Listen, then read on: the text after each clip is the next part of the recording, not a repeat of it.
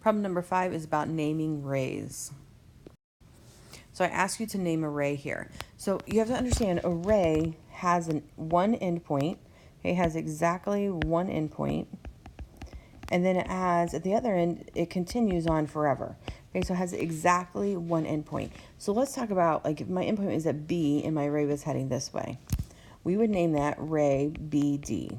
Okay, the first letter you list must be that endpoint. Okay, and we put a little ray symbol above it. It doesn't really matter in our figure what way the, like I know my B is here and it's heading this way, but that doesn't really impact the arrow that's above your 2 points here. Okay, so even if I looked at ray BA, okay, that tells me it starts at B and heads towards A.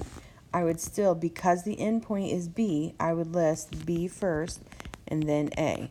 So this B is the endpoint, the A is the direction it's heading.